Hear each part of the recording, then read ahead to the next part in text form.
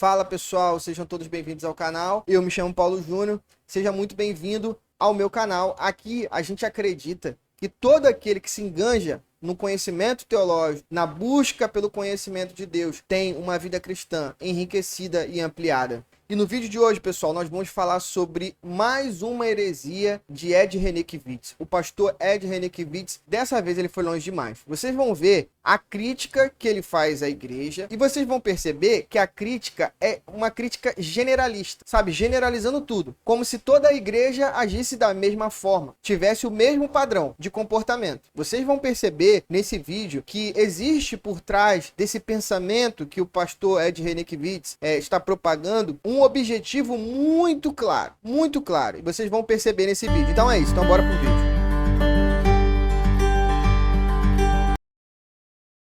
Pessoal, então eu vou colocar o vídeo na tela aí para vocês verem, dá uma olhada aí. Então as pessoas dizem, você quer atualizar? Vou voltar o vídeo. Presta bastante atenção no que ele vai dizer logo no início do vídeo. Quer atualizar a Bíblia para aceitar gay? Antigamente eu diria assim, não é, sim. Então a primeira coisa já é uma crítica antiga que as pessoas fazem a ele, do que ele falou antes, né, sobre querer atualizar a Bíblia e tal. Aí depois ele tentou colocar alguns panos quentes sobre isso, mas agora ele tá sendo claro. Ele disse que sim, quer atualizar a Bíblia para aceitar gay. Só que assim, não, beleza, vou soltar o vídeo. Eu quero atualizar a Bíblia para não ter mais Bíblia, escravidão, para não ter mais marido batendo em mulher, não ter mais homofobia, gente sendo assassinada por sua orientação sexual. É para isso. Então, observe o porquê ele quer atualizar a Bíblia. Ele quer atualizar a Bíblia para pessoas não serem mais assassinadas, para maridos não baterem mulher, para homossexuais serem aceitos por cristãos. Então, basicamente, ele está dizendo que toda a culpa do pecado na humanidade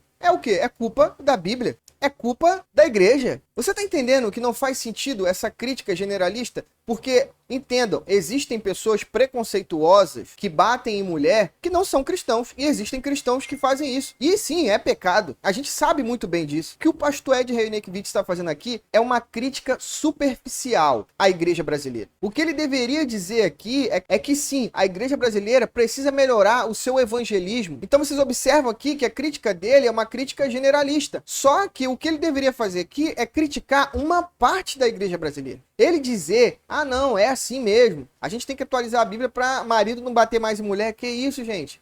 Da onde ele está tirando isso? Então quer dizer que isso é culpa da Bíblia? Vocês estão entendendo como não faz sentido esse tipo de crítica que ele está fazendo à igreja brasileira? Olha, eu vou ler alguns textos para vocês, para mostrar que a Bíblia já dá a resposta para isso que ele está falando. A palavra de Deus diz em Mateus 11, 28 assim, venham a mim todos os que estão cansados e sobrecarregados, e eu darei descanso a vocês. Então, a Bíblia já orienta aqueles que realmente servem a Cristo que recebam todos, indiscriminadamente. A Bíblia já nos orienta isso. Quem transforma, quem faz a obra é Jesus Cristo. Você está entendendo? Então ele está dizendo que a Bíblia orienta a matar pessoas homossexuais. Não dá para entender isso. Vocês sabem?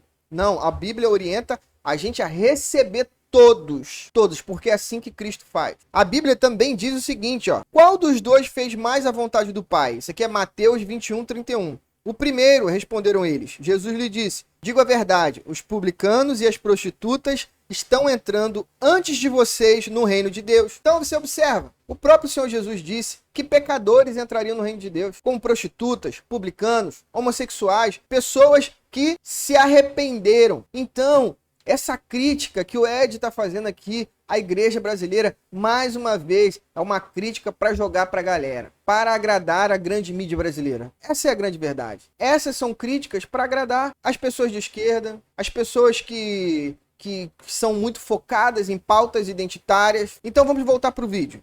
Olha o que ele vai dizer. Eu quero atualizar a Bíblia, porque vocês estão usando a Bíblia para cometer todas essas violências. Sim. Então ele fala que as pessoas estão usando a Bíblia para cometer essas violências. Só que ele também não fala que tem pessoas que usam a Bíblia para coibir essas violências. Na igreja onde eu faço parte, a gente prega sobre machismo no púlpito.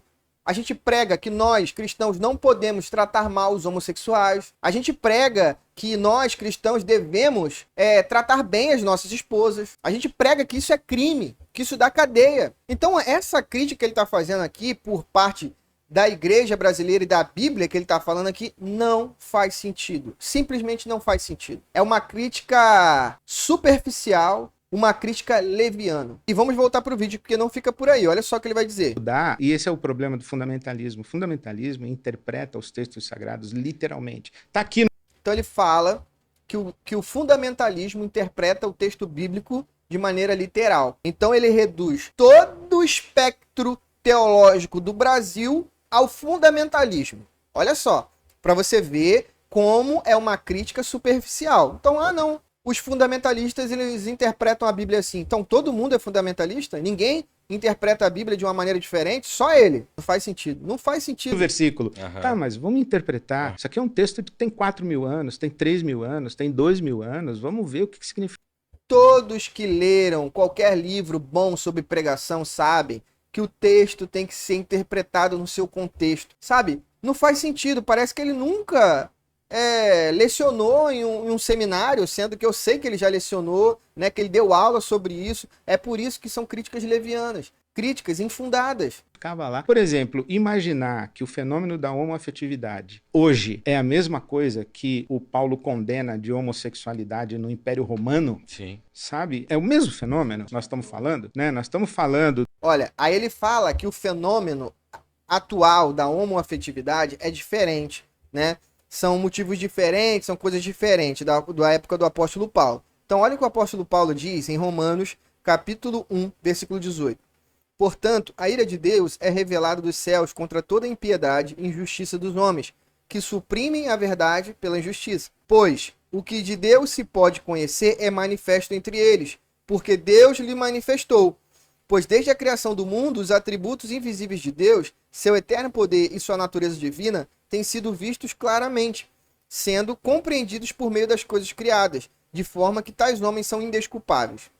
Porque, tendo conhecido a Deus, não o glorificaram como Deus, nem lhe renderam graças, mas os seus pensamentos tornaram-se fúteis, e o coração insensato deles obscureceu-se, dizendo-se sábios, tornaram-se loucos. E olha só o finalzinho agora, versículo 23. E trocaram a glória do Deus imortal por imagens feitas, segundo a semelhança do homem mortal, bem como a de pássaros, quadrúpedes e répteis.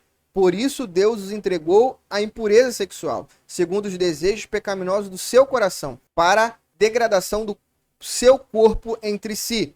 Trocaram a verdade de Deus pela mentira, e adoraram e serviram as coisas e seres criados em lugar do Criador, que é bendito para sempre. Amém. Então Paulo deixa muito claro para a gente aqui que esse fenômeno que ele está falando, da homoafetividade, ele tem origem na idolatria. Então, o que ele fala não tem fundamento. O apóstolo Paulo nunca disse coisa diferente disso. Esse fenômeno tem como base a idolatria. Agora vamos continuar para a gente finalizar. De um abuso sexual de uma pessoa escravizada, sim, comparando com Paulo Gustavo. Ah lá.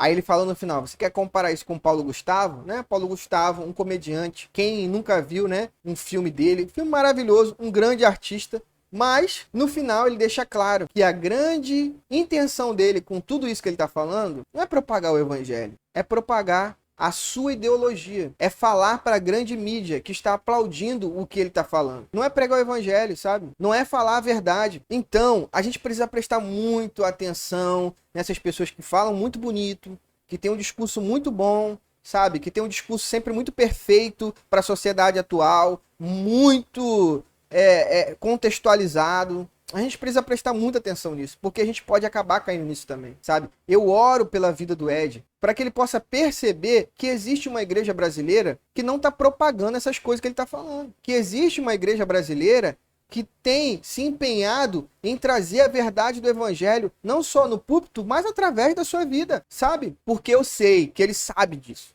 Então, por isso que essas críticas e essa fala, mais uma vez, só mostra o teor da teologia dele, uma teologia liberal. Infelizmente, uma teologia liberal que acaba com a igreja. E a gente precisa ter muito cuidado com isso. A gente não pode, com a vontade de contextualizar a mensagem, acabar denegrindo a palavra de Deus, acabar indo contra a verdade do evangelho.